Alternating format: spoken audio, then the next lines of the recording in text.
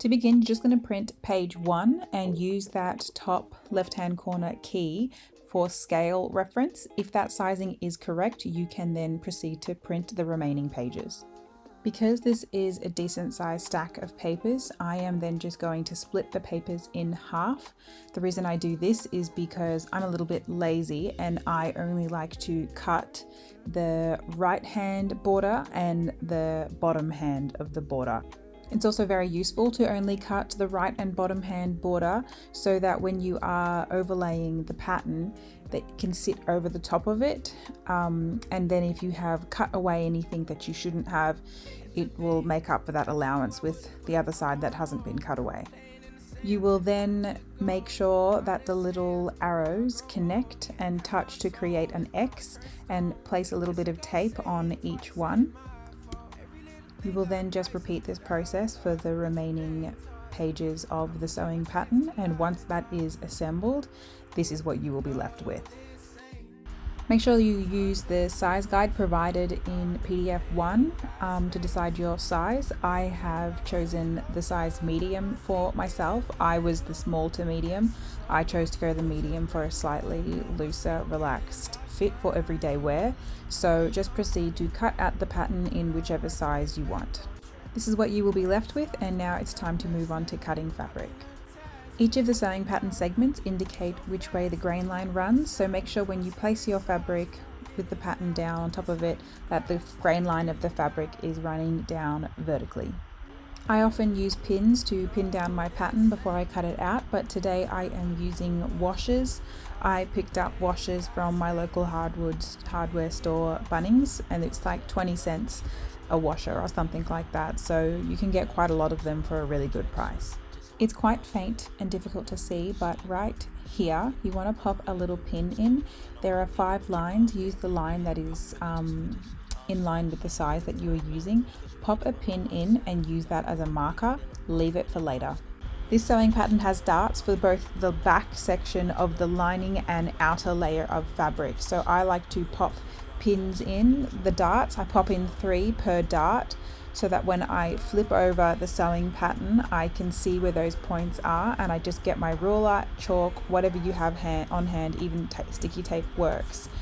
And I fold those darts together, pop those pins in and put it to the side. This is the back segment of the lining that I just referred to, and you're just going to rinse and repeat the exact same steps. The front segment, same process again. Lay that down, make sure that it's running down the grain line so the grain is going vertically. Pop your washers down or your pins and cut. And this is the front lining, and then just rinse and repeat again. And then the remaining fabric that needs to be cut is just the segments for your belt. There is actually 3 segments included for the belt. Features here is only 2, so make sure you cut all 3. So now it is time to start sewing. So if you have a look at these 2 segments here of the belt, this is the most important bit. On the right hand side of this sewing pattern, there are little notches that also link up with the notches on that little bit here that I'm holding now. So the reason why I've done that is so you don't get confused which side attaches to where. I should have cut them out to explain better, but I didn't. So I just make sure that you include the notches so that you know where to attach the fabric. I have then popped in a pin of where the fabric attaches, and it's time to do a straight stitch, do a 1 centimeter seam allowance. So here is that 1 centimeter stitch done. The reason why we do it like that and not overlock, so that we can press that seam open for a sleeker profile. So now we have that 3rd bit of the belt that I have attached to the other end. And we are now going to take this across to our overlocker and overlock this whole edge. And to clarify, stitch the entire border. Next up, you are going to do a stitch here and here at the 1 centimeter mark. So I'm just showing you the reason here now. If you have a look, the serged edge is about 0.5 to 1 centimeter, but you want to do 1 centimeter, and you will see why in a moment. So once that is done, you are just going to grab your scissors and cut away those corners. The reason why you do that is so that when you pull that little closed area inside out, it'll help you get a sharper corner. Now we're going to fold over this hem and iron it down, but as you can see there, I'm not folding it over exactly where the white thread ends. I'm folding it inside a little bit more than that, and as you'll see, I'll fold exactly at 1 centimeter, and that is exactly why we added that stitch and did a seam allowance of 1 centimeter with that little pocket. So take the time with your iron to make sure that you are pressing that seam down perfectly and that the belt measures at about 7 to 7.5 centimeters. I'm doing that because the belt buckle that I am using has an inside height of 7.5 centimeters. So whatever your belt is, or your belt buckle is, you'll have to modify that to suit you. So just keep that in mind. Now with that part of the belt finished, we can now just fold that up and put it away. And now we are going to start working on the darts of the back segments of the skirt. So just for reference, this is how it works. So that is the outer layer, this is the lining, you sew the top on, and then when it's folded over the top, you have a nice seamless finish on the band. So let's just close up those darts now. So pack this up and bring it across to your straight sewer. And for all 4 darts, when you feed that through to your machine, make sure that you begin with a back stitch and that you finish with a back stitch. This is how it will look. Now we're going to work with the 2 front outer panels and overlock these 2 edges here. This is what you will be left with. Just grab that top layer now, place it over the back and pop a pin in, because now we are going to take this across to our straight sewer, do a stitch down the line and make sure that we are working at a 1 centimeter seam allowance. Same process again now for the lining. Lay that fabric over the top and bring that across to the straight sewer and do another 1 centimeter seam allowance stitch. With that done, we're now going to attach the outer layers of fabric to the lining segments so that we can have that seamless waistband. Run some pins through that top area so that it's nicely attached. You make sure when you attach it, you're having the side seams and the darts link up perfectly. So those pins are just going to be on the very top, and then just this little side bit here. This is because this is the only area that we are going to be running through the straight sewer. So again, you know by now we're doing a 1 centimeter seam allowance. So back stitch to begin, and then just run that all the way through and finishing again with back stitch. So as we go to turn this fabric inside out, you may remember these little pins that we added in as markers. Pop another pin in now on that outer layer and remove the pins on the inside, and again leave it for later. Then you're just going to grab this little corner here and snip it away so that you can now turn it inside out and remove that excess bulking for a cleaner, sharp angle. And then give that entire new seam a really nice press. The skirt should start really taking shape now, so we're going to move on to the fray for this border, and we need to do a stitch first.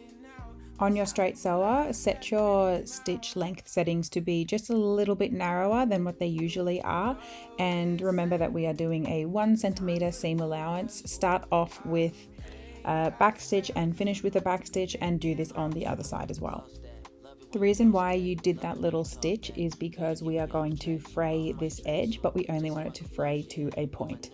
So adding that stitch in there will stop any fray continuing, and it also helps as a guide. So just unpick away the grain of the fabric, and then horizontally you'll have those excess threads that will eventually fluff up as you put it through the washer. It'll get fluffier and fluffier and have that really nice frayed denim edge. Now I ended up scrapping this long length on top, so just ignore that. But this bit here is what you are going to use as a guide of where to place the belt. So cut out the size that you need, and then grab some chalk and trace an outline of that bottom area so that you can get an indicator of where the belt will sit. And as you can see here we have the belt placed on top with that chalk as a guideline. with this back segment here, all I recommend you do is grab a ruler, and where it says 7 centimeters at those dart lines, that's where you'll place that back segment.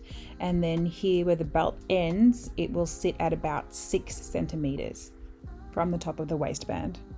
And now I can finally explain to you the relevance of this pin that we inserted here. That pin there, that is the side seam. So that is where it would sit on the side of your hip. So we're going to attach the front band to that very corner. So the sewing pattern does not include exactly where you should place your eyelets or where you should place the belt. You should really experiment with how this sits on your body. So we're going to start trying it out together. So as you can see here, I have a little line right there of where the fray begins. We're going to attach the belt. So lift that up and pop that underlayer underneath. Again, where the fray begins, I am going to get my ruler and slide that underneath, moving away that frayed bit there. And that line there is where I want the center bar of the buckle to sit.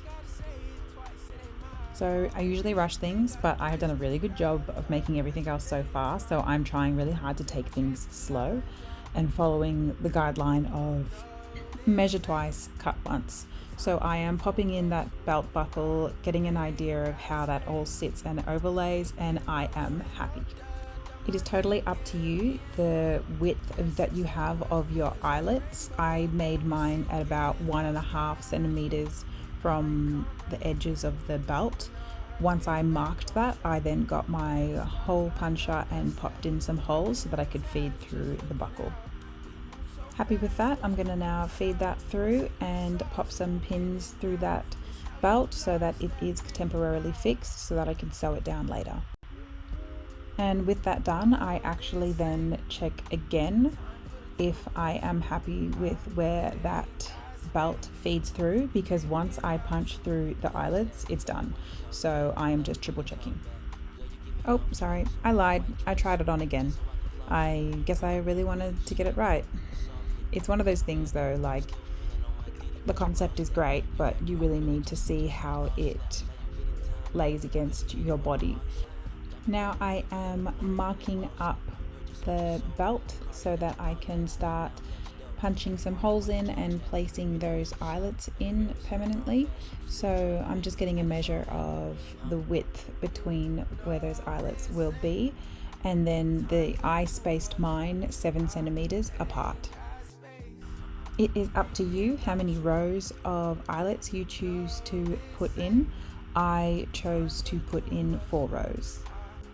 So I used my hole puncher to then cut out those holes, but you can use ice pick looking hole punchers as well if you like.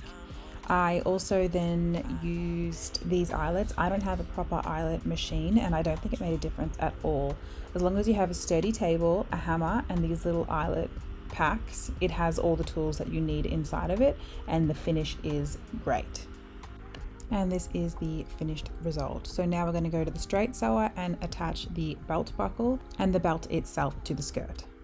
When I was attaching the belt, I did also change the thread to a navy, and the seam allowance was about 0.5 centimeter so that I could get past the eyelets. I then overlocked the base of the skirt and hemmed it with a white contrast stitch. This is optional, I just thought I might try it. Now if you're lazy, you can use velcro. I ended up opting for hook and eye closures, but make sure before you add them in that you have tried on the skirt, you like where it will sit, and you add pins in as markers so that you can know where to place those hook and eyes. I also invite you to look at where I did my hook and eyes as a reference to not do this, because they were the wrong way around. Anyway, I will have to change them and flip them over later, but you get the idea. Feed this through, pop that through the little eyelets, and it is perfect. Done. And this is what the skirt looks like on my body, and it turned out really similar to the original, which I was super stoked with. That is the end of the tutorial. I hope that was helpful. When I drop new videos, I offer 20% off my sewing patterns, which last the first 48 hours. So if you would like to utilize that, subscribe to my YouTube channel so that you can get first access. Outside of that, please comment below if I can help you with anything or you have any questions, and good luck with your sewing project.